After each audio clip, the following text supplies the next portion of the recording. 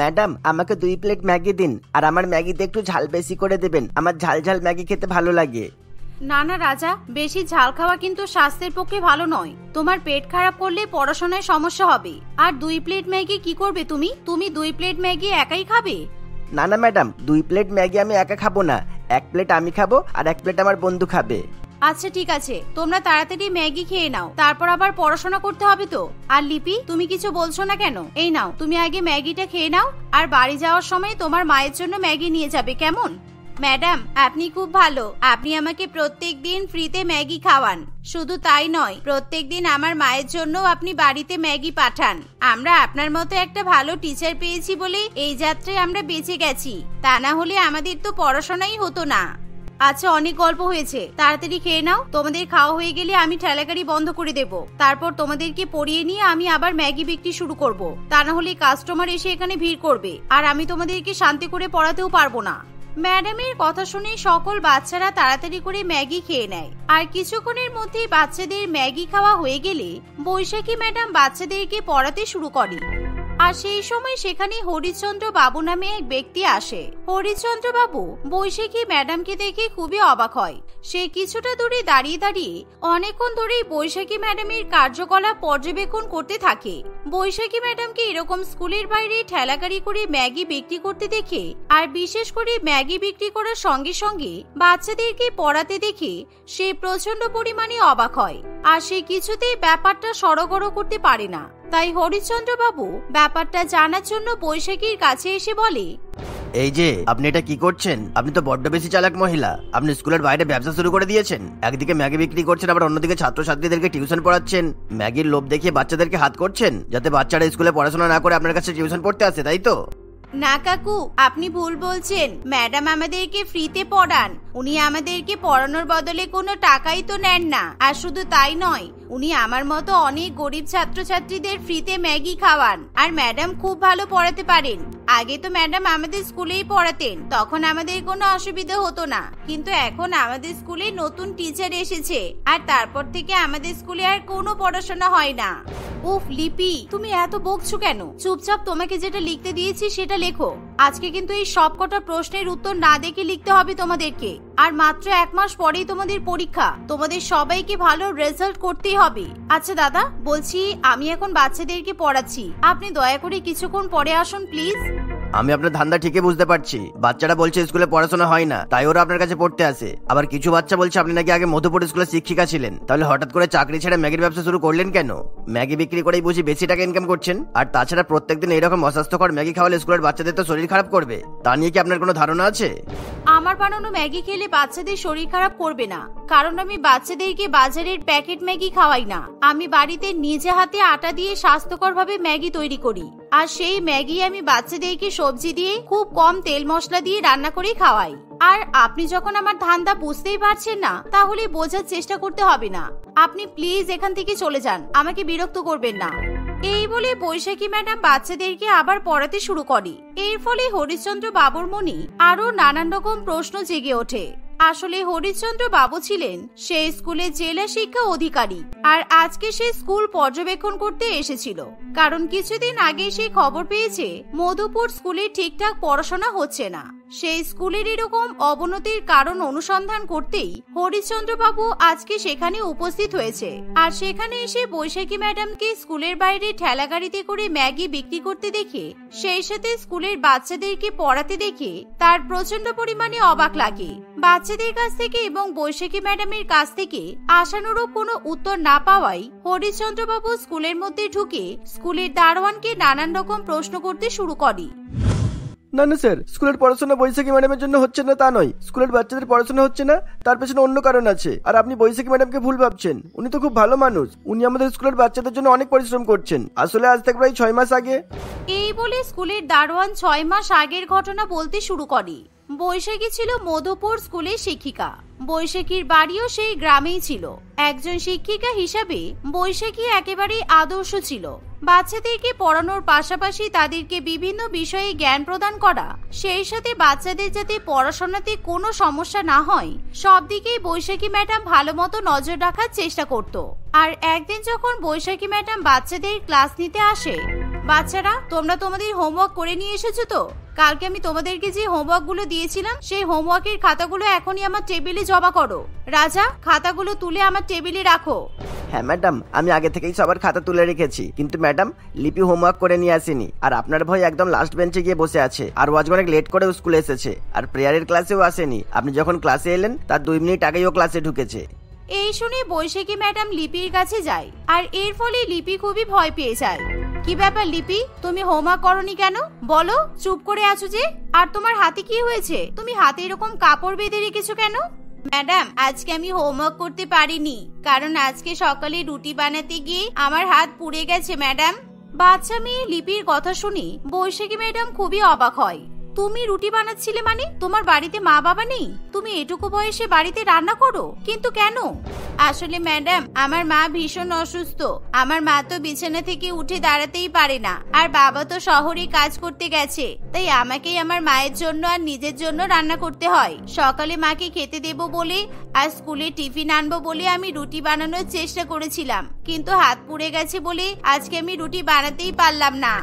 তাহলে তো তুমি টিফিনও নিয়ে আসতে পারোনি। তুমি কি খাবে সারাদিন? না খেয়ে থাকবে? এরকম না খেয়ে থাকলে তো পড়াশোনাতে তোমার মন বসবে না, কোনো পড়াই তোমার মাথায় ঢুকবে না। তুমি এক কাজ করো, এই নাও, এই 20 টাকা রাখো, টিফিনের সময় কিছু একটা কিনে খেয়ে নেবে, কেমন? কিন্তু ম্যাডাম, আমাদের স্কুলের সামনে তো কোনো দোকান বাজার কিছুই নেই। আমাকে কিছু কিনতে হলে তো অনেকটা দূরে হেঁটে যেতে হবে, আর অত দূরে হেঁটে যেতে যেতে ততক্ষণে তো স্কুলও ছুটি হয়ে যাবে ম্যাডাম।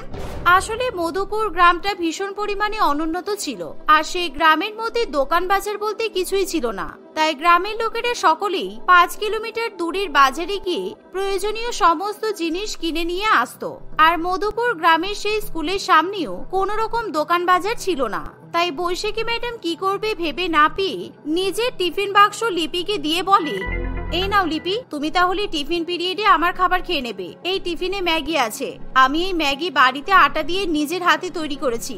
এই ম্যাগি খেলে তোমার শরীরে কোনো ক্ষতি হবে না। তবে হ্যাঁ, ম্যাগি খাওয়া হয়ে গেলে আমাকে কিন্তু আমার টিফিনটা ফিরিয়ে দিও, কেমন? নাও, এটা রাখো। ম্যাডাম, আপনাকে অনেক ধন্যবাদ। আপনি খুব ভালো ম্যাডাম, আপনি খুব ভালো। আমি এবার মন দিয়ে পড়াশোনা করব, আর প্রত্যেকদিন হোমওয়ার্ক করে নিয়ে আসবো, আমি কথা দিচ্ছি। হ্যাঁ, একদম একদম, পড়াশোনা তো করতেই হবে তোমাদেরকে, তবেই তো তোমাদের উন্নতি ঘটবে, আর এই গ্রামেরও উন্নতি হবে। আর শোনো লিপি, আমি কাল থেকে তোমার মায়ের জন্য বাড়ি থেকে ম্যাগি বানিয়ে নিয়ে আসবো। তুমি বাড়ি যাওয়ার সময় তোমার মায়ের জন্য ম্যাগি নিয়ে যাবে। আমি যেহেতু ব্যস্ত থাকি, সেই জন্য ম্যাগি ছাড়া তাড়াতাড়ি করে অন্য কোনো খাবার রান্না করতে পারবো না। এমন সময় সেখানে স্কুলের দারোয়ান এসে বৈশাখী ম্যাডামকে বলে, ম্যাডাম, প্রিন্সিপাল স্যার আপনাকে ডেকেছেন। উনি বলেছেন ভীষণ আর্জেন্ট কাজ আছে, তাই এখনই আপনাকে যেতে হবে। আমি তো এইমাত্র ক্লাস নিতে এলাম, আর এখনো পর্যন্ত আমি বাচ্চাদেরকে পড়ানো শুরু করিনি। এখন প্রিন্সিপাল স্যারের কাছে গেলে আমার শুধু শুধু সময় নষ্ট হবে, আর ক্লাসটাও মিস হবে। তাই আমার ক্লাস নেওয়া হয়ে গেলে আমি স্যারের কাছে যাব। এই বলে ম্যাডাম বাচ্চাদেরকে পড়াতে শুরু করে, আর বাচ্চাদের ভালো মতো ক্লাস নেওয়ার পর তবেই সে প্রিন্সিপাল স্যারের কাছে চলে যায়। কিন্তু প্রিন্সিপাল স্যার বৈশাখী ম্যাডামকে দেখে প্রচন্ড পরিমাণে রেগে যায়। তোমাকে আমি কখন ডেকেছি আর তুমি এখন আসছো? তোমার মধ্যে তো ভয় ডর বলে কোনো জিনিস নেই দেখছি। তুমি নিজেকে কি মনে করো? দেখো, এখনো সময় আছে। তুমি ভালোই ভালো স্কুল থেকে ট্রান্সফার নিয়ে অন্য স্কুলে চলে যাও, এতে কিন্তু তোমারই মঙ্গল হবে। তা নাহলে কিন্তু এর ফল ভালো হবে না বলে দিলাম। দেখুন স্যার, আমি আপনাকে আগেও বলেছি, এখনো বলছি, আমি এই স্কুলকে ছেড়ে, স্কুলের বাচ্চাদেরকে ছেড়ে কোথাও যাব না। আর আপনি যখন আপনার আত্মীয়কে স্কুলের শিক্ষিকা হিসেবে নিয়োগ করতেই চান, তাহলে যদি পারেন অন্য কোনো পন্থা গ্রহণ করুন, কিন্তু আমাকে স্কুল থেকে তাড়ানোর কথা ভাববেনও না। আমি কোথাও যাব না। এই বলে বৈশাখী ম্যাডাম সেখান থেকে চলে যায়, আর স্কুলের প্রিন্সিপাল স্যার বৈশাখী ম্যাডামের উপর প্রচন্ড পরিমাণে রেগে যায়। এই মহিলা নিজেকে বড্ড বেশি চালাক মনে করেছে, তাই তো? আমিও কম না। কিভাবে স্কুল থেকে ওকে ধাক্কা দিয়ে বের করে দিতে হয় তা আমার ভাবাই আছে। বৈশাখীকে স্কুল থেকে তাড়িয়ে আমার বৌমাকে আমি স্কুলের টিচার হিসেবে নিয়োগ করব। এভাবেই বৈশাখী ম্যাডামকে স্কুল থেকে তাড়ানোর জন্য প্রিন্সিপাল স্যার এক খুবই জঘন্য প্ল্যান করে বসে।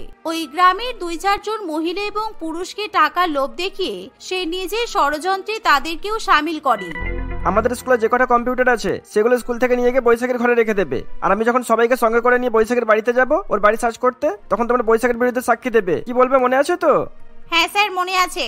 বলবো যে আমরা নিজের চোখে ম্যাডামকে কম্পিউটার চুরি করে বাড়িতে নিয়ে যেতে দেখেছি। আপনি চিন্তা করবেন না, আপনার কাজ হয়ে যাবে, আপনি নিশ্চিন্তে থাকুন। এভাবেই খুবই বড়সড় ষড়যন্ত্র করে প্রিন্সিপাল স্যার বৈশাখীকে দোষী প্রমাণ করে আর তাকে চুরির অপবাদ দিয়ে স্কুল থেকে বিতাড়িত করে। কিন্তু বৈশাখী ম্যাডাম এবার কি করবে কিছুই বুঝে উঠতে পারে না, কারণ স্কুলে শিক্ষকতার চাকরি করেই এতদিন পর্যন্ত বৈশাখী ম্যাডামের সংসার চলতো। কিন্তু এখন যেহেতু সে চাকরিটা হারিয়ে ফেলে, তাই সে বড়সড় বিপদের সম্মুখীন হয়। কিভাবে সে তার পরিবারকে সামলাবে তাই নিয়ে খুবই চিন্তিত হয়ে পড়ে। সেই সাথে স্কুলের বাচ্চাদেরকে নিয়েও বৈশাখী ম্যাডাম খুবই চিন্তায় থাকে, কারণ সেই স্কুলে ছাত্রছাত্রীদের সে খুবই ভালোবাসে। তাই সমস্ত দিক চিন্তা ভাবনা করার পর বৈশাখী ম্যাডাম স্কুলের বাইরেই ঠেলাগাড়ি নিয়ে ম্যাগি বিক্রি করতে শুরু করে, কারণ স্কুলের বাইরে কোনো দোকানপাট না থাকায় অনেক বাচ্চাকে স্কুলে এসে না খেয়ে থাকতে হয়। আর সেই সাথে গ্রামের লোকেরাও চাইলে যখন তখন কিছু কিনে খেতে পারে না। তাই বৈশাখী ম্যাডাম বাড়িতেই স্বাস্থ্যকর ভাবে ম্যাগি বানিয়ে স্কুলের সামনে ম্যাগি বিক্রি করতে শুরু করে। ম্যাডাম, আপনি খুব ভালো করেছেন আমাদের স্কুলের সামনে ম্যাগি বিক্রি করতে এসেছেন। জানেন ম্যাডাম, আমাদের যে নতুন টিচারটা এসেছে আমাদেরকে একদমই পড়ায় না। আমাদের ক্লাসে এসে সব সময় বসে থাকি, গল্প করি, আর বেশিরভাগ দিন স্কুলেও আসে না। তাই আমরা একদমই ঠিকঠাক মতো পড়াশোনা করতে পারছি না। 1 মাস পরেই তো আমাদের পরীক্ষা। আপনি কি আমাদেরকে আবার আগের মতো পড়াবেন ম্যাডাম? এই শুনে বৈশাখী প্রচন্ড পরিমাণে খুশি হয়। হ্যাঁ নিশ্চয়ই, আমাকে স্কুল থেকে বিতাড়িত করা হয়েছে, তাতে কি হয়েছে? আমি আবার তোমাদেরকে শিক্ষা দান করার সুযোগ পাবো, এর চেয়ে আনন্দের বিষয়ের কি হতে পারে? তোমরা যখনই সময় পাবে আমার কাছে পড়তে চলে আসবে, আর তোমাদের কোনো চিন্তা নেই, আমি তোমাদের পাশে আছি। তোমরা সবাই ভালো রেজাল্ট করবে। স্কুলের দারোয়ানের মুখে বৈশাখী ম্যাডামের ব্যাপারে সমস্ত কিছু জানার পর হরিশ্চন্দ্রবাবু প্রচন্ড পরিমাণে রেগে যায়, আর তখনই সেই স্কুলের প্রিন্সিপালকে আর তার বৌমা অর্থাৎ সেই স্কুলের নতুন শিক্ষিকাকে সাসপেন্ড করে। শুধু তাই নয়, বৈশাখী ম্যাডামের কাছে গিয়ে হরিশ্চন্দ্রবাবু বলে, আপনার মতো শিক্ষিকা যদি প্রত্যেকটা স্কুলে থাকে তাহলে বাচ্চাদের ভবিষ্যৎ নিয়ে আর কারো কোনো চিন্তা থাকবে না। আমি হলাম এই স্কুলের জেলা শিক্ষিকা অধিকারী, আজ থেকে আমি স্কুলের প্রিন্সিপাল। আমার মতে আপনার মতো দায়িত্ববান, আপনার মতো জ্ঞানী একজন শিক্ষিকা খুব সহজে স্কুল চালনা করতে পারবে। এই শুনে বৈশাখী ম্যাডাম খুবই খুশি হয়। সেদিন থেকে বৈশাখী ম্যাডাম স্কুলের প্রিন্সিপাল হিসেবে নিয়োগ করে আর নতুন করে স্কুলের অনেক কিছু সংস্কার করে।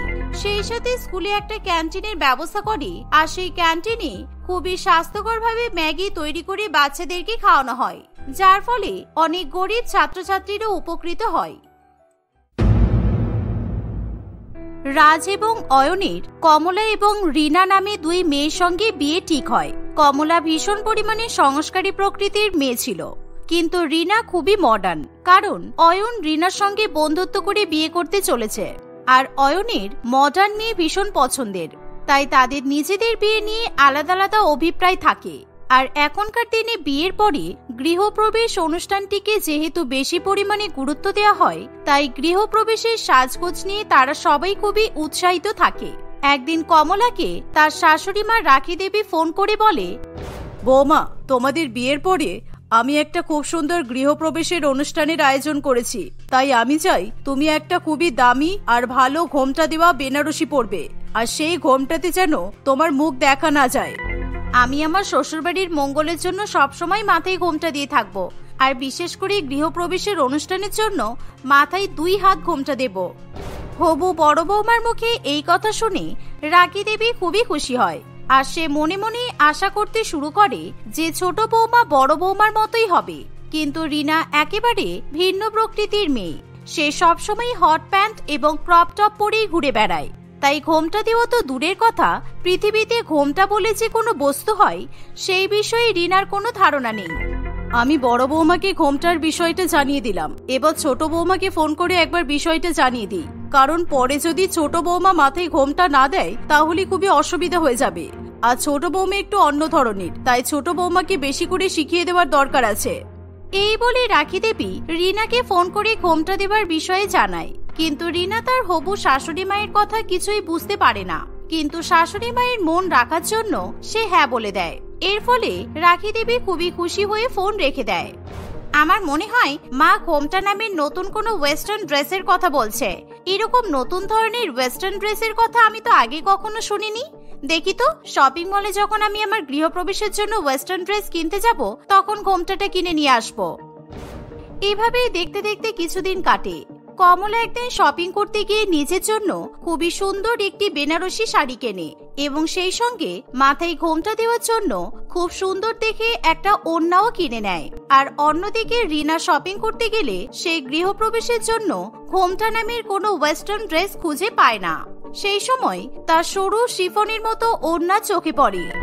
আমার মনে হয় শাশুড়ি মা গায়ে আর মাথায় ওড়না জড়ানোর কথা বলছিল, কারণ আমি ইউটিউবে দেখেছি ঘোমটা মানে ওড়না আর মাথায় ঘোমটা দেওয়া মানে ওড়না জড়ানো।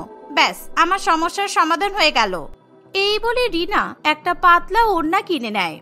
দেখতে দেখতে বেশ কিছুদিন কেটে যায়। একটা শুভ দিন দেখে রাজ এবং অয়নের সঙ্গে কমলা ও রিনার ধুমধাম করে বিয়ে হয়। বিয়ের পর শাশুড়ি মায়ের কথা মতো বড় বৌমা মাথায় 2 হাত ঘোমটা টেনে দাঁড়িয়ে থাকে, কিন্তু মডার্ন বৌমা কিছুতেই নিজের মাথায় ঘোমটা দেয় না। বাহ, আমার বড় বৌমাকে দেখতে কি সুন্দর লাগছে, একেবারে ঠিক পরীর মতো। কিন্তু ছোট বৌমা, তুমি আমার কথা মতো মাথায় ঘোমটা দাওনি কেন? তুমি আমাদের বাড়ির সংস্কার এভাবে ভাঙতে পারো না। আমাদের বাড়িতে নতুন বৌমারা মাথায় ঘোমটা দিয়ে থাকে। আরে মা, আপনি সংস্কার নিয়ে এত চাপ নেবেন না। আমি এক্ষুনি আপনার কথা মতো মাথায় ঘোমটা দিয়ে চলে আসছি, কারণ আমি যে বেনারসি শাড়িটা পরেছি তার সঙ্গে মাথায় ঘোমটা একেবারে মানায় না। আমি এমন একটা ড্রেস পরবো যেটা পরে মাথায় ঘোমটা দিলে আপনি একেবারে চমকে যাবেন। বেনারসি শাড়ির সাথে ঘোমটা মানাই না তো কিসের সাথে ঘোমটা মানাই? আর এখন তুমি শাড়ি চেঞ্জ করতে কোথায় যাবে? কারণ এখনো তো তোমার গৃহপ্রবেশ হয়নি। হ্যাঁ মা ঠিক কথাই বলছে। তুমি বরঞ্চ মায়ের কথা মতো শাড়ির আঁচল দিয়ে মাথায় ঘোমটা দিয়ে নাও, তাহলে দেখবে কোনো অসুবিধা হবে না। কারণ আমাদের গৃহপ্রবেশের অনুষ্ঠান সম্পন্ন হওয়ার একটা শুভ সময় আছে, আর এই শুভ সময় পেরিয়ে গেলে আমাদেরকে বাড়ির বাইরেই থাকতে হবে। আমরা বাড়ির ভিতরে ঢুকতে পারবো না, আর আমাদের গৃহপ্রবেশের অনুষ্ঠানে বাধা পড়বে। তখন কিন্তু আমরা খুব অসুবিধায় পড়বো। তাই তুমি দয়া করে মায়ের সঙ্গে তর্ক করো না। এই তুমি চুপ করো তো, গাইয়া মেয়ে কোথাকার। তুমি বাড়ির বড় বউ বলে কি মনে করেছো যে তুমি সব জানতা হরিদাস পাল? একদম বেশি বেশি কথা বলবে না। আর তুমি স্টাইলিশ স্টেটমেন্ট সম্বন্ধে কিছুই জানো না। এভাবে শাড়ির সঙ্গে কেউ মাথায় কখনো ঘোমটা দেয়? এভাবেই রিনা গৃহপ্রবেশের অনুষ্ঠান আটকে রেখে দরজার বাইরে দাঁড়িয়ে থাকা এক প্রতিবেশী কাকিমা রত্নাদের বাড়িতে যায়, কারণ তাকে যে করে হোক মাথায় ঘোমটা দেওয়ার জন্য উপযুক্ত জামা কাপড় পরতে হবে। ও কাকিমা, আমি যদি আপনার বাড়িতে গিয়ে আমার এই শাড়িটা চেঞ্জ করে ফেলি তাহলে কি কোনো অসুবিধা হবে? কারণ আমাকে একটু মাথায় ঘোমটা দিতে হবে। তাই প্লিজ আপনার বাড়ির বাথরুমটা আমাকে ইউজ করতে দেবেন। একই নতুন ছোট বৌমা, তুমি তোমার শ্বশুর বাড়িতে গৃহপ্রবেশের অনুষ্ঠান পালন না করে আমার বাড়িতে এসে জামা কাপড় চেঞ্জ করবে? এটা কখনো সম্ভব? ছি ছি, এসব একদম ঠিক নয়। এই বলে রত্না দেবী লজ্জায় নিজের মাথায় ঘোমটা দেয়, কিন্তু রিনা কিছুতেই কারোর কোনো কথা শুনতে চায় না। সে রত্না দেবীর পিছু করতে করতে তাদের বাড়িতে গিয়ে ঢুকে পড়ে, আর রত্না দেবীর অমতেই সে তাদের বাড়ির বাথরুমে ঢুকে পড়ে। সেখানে গিয়ে রিনা তার ব্যাগ থেকে একটা ওয়েস্টার্ন ফ্রক বের করে, আর তার সঙ্গে যে ওড়নাটা রিনা বিয়ের আগে কিনেছিল সেই ওড়নাটা দিয়ে মাথায় ঘোমটা দিয়ে দেয়। কিছুক্ষণ পরেই সে বাথরুম থেকে বেরিয়ে আসে। রিনার এরকম রূপ দেখে রত্না দেবীর প্রায় অজ্ঞান হবে অবস্থা। হাই হাই, এ আমি কি দেখি? নতুন বৌমা, এরকম জামা কাপড় পরেছো কেন তুমি? তোমার শাশুড়ি মা যদি এসব দেখে তাহলে উনি অকালে নিজের প্রাণ হারাবেন। আরে ও রাখি, তোর ছোট বৌমাকে দেখে যা। ও এক বিয়ের বেনারসি ছেড়ে গায়ে রুমাল জড়িয়ে নিয়েছে, আর তার সাথে আবার মাথায় ওড়না দিয়ে ঘোমটা দিয়েছে। এই বলে রত্না দেবী চিৎকার করতে করতে আবার রাখি দেবীর বাড়িতে চলে আসে।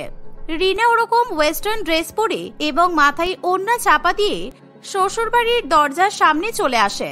তাকে দেখে রাখি দেবী, কমলা এবং বাদবাকি সকলেরই একেবারে চক্ষু চড়ক গাছ হয়ে যায়, কারণ তারা এরকম মডার্ন স্টাইলের ড্রেসের সঙ্গে ঘোমটা দেওয়া কখনোই দেখেনি।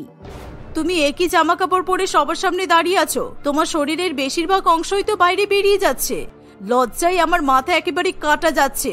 আমার সব আত্মীয় স্বজনরা তোমাকে দেখে হাসাহাসি করছে।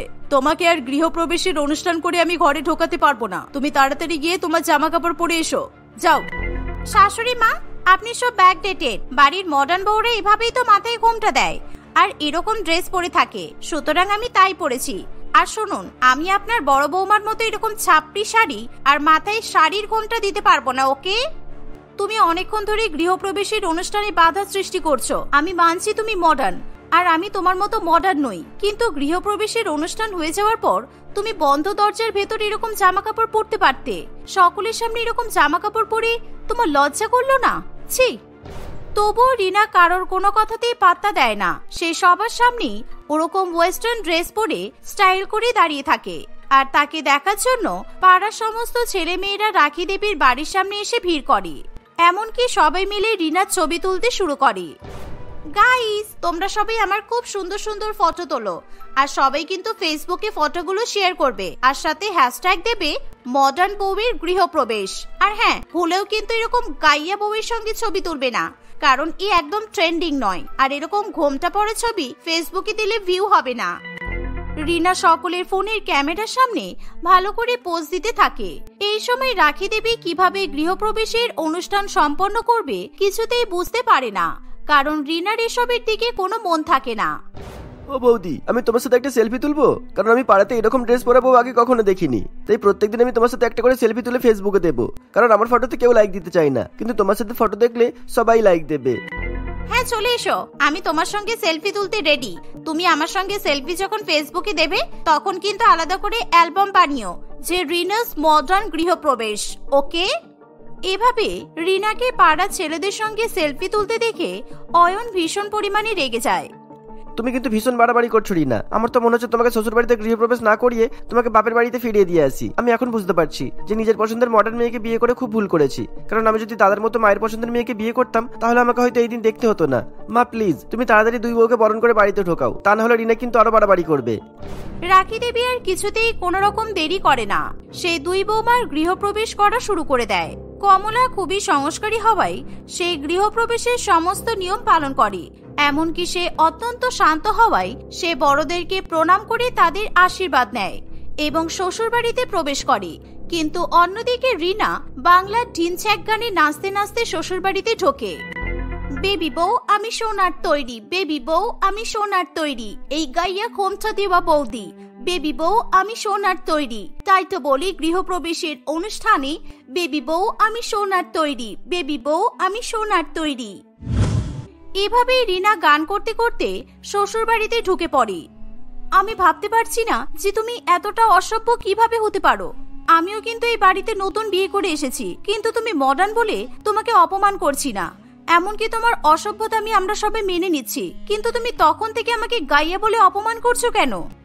কারণ এত সুন্দর গ্র্যান্ড গৃহপ্রবেশের অনুষ্ঠান শুধুমাত্র আমি ডিজার্ভ করি, তাই আমি তোমাকে অপমান করছি। তুমি নিজেকে একবার আয়নায় দেখেছো তোমাকে কেমন খারাপ দেখতে?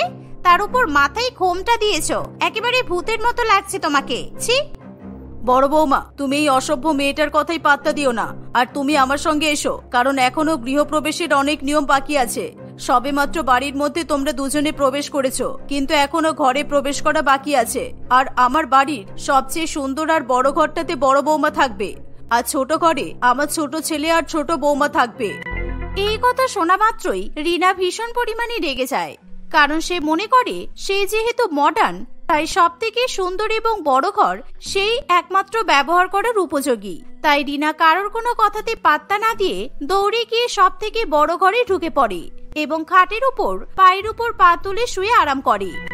এখন আমাকে তোমরা কেউ ডিস্টার্ব করবে না, ওকে? কারণ আমার গৃহপ্রবেশের অনুষ্ঠান সম্পন্ন হয়ে গেছে, আর আমি এখন ফেসবুক খুলে ফটো পোস্ট করব আর দেখব যে কে আমাকে নিয়ে কি ফটো দিয়েছে। অন্যদিকে কমলা ছোট্ট ঘরে প্রবেশ করে সুন্দর করে একটি নতুন শাড়ি পরে আর মাথায় ঘোমটা দিয়ে রান্নাঘরে গিয়ে সকলের জন্য রান্না করতে শুরু করে দেয়। তাকে দেখে বাড়ির সকলে ভীষণ খুশি হয়। কিন্তু অন্যদিকে রানী যখন ফেসবুক খুলে ফটো দেখে তখন সে ফটোর ক্যাপশন এবং কমেন্ট দেখে চিৎকার করে ওঠে, কারণ ফটো ক্যাপশনে পল্টু লিখেছে, পাড়ায় আসলে ধোঁয়াধার আর একেবারে মডার্ন ছোট জামা পরা রিনা বৌদির সাথে সেলফি তুলতে পেরে আমি নিজেকে ধন্য মনে করছি। প্রত্যেক বাড়িতে যেন এরকম একটা মডার্ন বউ হয় যে বাড়ির বাইরে বেরিয়ে ছোট জামা পরে পরে পুরুষদের সাথে ফটো তুলবে আর নিজের স্বামীর দিকে তাকাবেও না। মডার্ন বউয়ের গৃহপ্রবেশ জিন্দাবাদ। বৌদি তুমি এগিয়ে চলো, আমরা তোমার সাথে আছি। এরকম ধরনের নোংরা নোংরা মন্তব্য কিছুতেই রিনা সহ্য করতে পারে না, তাই সে পল্টুর নামে তার স্বামীর কাছে অভিযোগ করতে শুরু করে। তোমার পাড়ার ছেলে পল্টু তখন যে আমার সঙ্গে সেলফি তুললো না, আমার সঙ্গে কত ভালো ভালো কথা বললো, কিন্তু এখন দেখো আমার নামে ফেসবুকে খুব নোংরা মন্তব্য করেছে। ওর সাহস তো কম নয়, ও ও আমার গৃহপ্রবেশের অনুষ্ঠান সম্বন্ধে এরকম কথা বলে? পল্টু একদম ঠিক কাজ করছে, কারণ তুমি যখন নতুন বউ হয়ে মাথায় ঘোমটা না দিয়ে ওইরকম ছোট ড্রেস পরে গৃহপ্রবেশের অনুষ্ঠানে একটা পুরুষের সাথে সেলফি তুলতে পারো, তখন পল্টু এরকম একটা মন্তব্য করলে দোষ কোথায়? আর তুমি যে অত বড় অসভ্যতামি করলে তার কোনো দোষ নেই। অয়নের মুখে এই কথা শুনে রিনার মাথা লজ্জায় নিচু হয়ে যায়। এসব কথা শুনে রিনা বুঝতে পারে সত্যিই তার এরকম ছোট জামা কাপড় পরে শ্বশুর বাড়িতে প্রবেশ করা উচিত হয়নি। আমাদের তো মডার্ন বৌমা নিয়ে কোনো সমস্যা নেই, কিন্তু মডার্ন মানে ছোট ছোট জামা পরা আর সেলফি তুলে ফেসবুকে দেওয়া নয় তো। মডার্ন কাকে বলে তুমি আমার ঘোমটা পড়া বৌদির কাছ থেকে শিখতে পারো, কেননা আমার বড় বৌদির চিন্তাধারা তোমার থেকে অনেক বেশি মডার্ন। সেই জন্যই তো শ্বশুর বাড়িতে আসার সাথে সাথেই সে সবার মন জুগিয়ে চলতে শুরু করে দিয়েছে, আর তুমি অসভ্যতামি করা শুরু করেছো। এমনকি নিজের গৃহপ্রবেশের অনুষ্ঠানে যা নোংরামি করেছো, আমরা তো পাড়াতে কোনোদিনও মুখও দেখাতে পারবো না। তাই সে তার স্বামীর কাছে ক্ষমা চায়। আমি আর কখনো এরকম অসভ্য ধরনের জামা কাপড় পরবো না অয়ন। আমিও দিদির মতো মাথায় ঘোমটা দিয়ে সুন্দর করে শাড়ি পরে সংসার করব, তাহলে দেখবে আর তোমাদেরকে কোনো কথাই শুনতে হবে না। এই বলে রিনা শৌচালয়ে গিয়ে সুন্দর করে শাড়ি পরে মাথায় ঘোমটা দেয় এবং সকলের সামনে যায়। ছোট বউয়ের এরকম আকস্মিক পরিবর্তন দেখে রাখি দেবী এবং সকলেই ভীষণ খুশি হয়। এভাবেই ঘোমটা দেওয়া বৌমা এবং মডার্ন বৌমা দুজনেই মিলেমিশে সংসার করতে শুরু করে।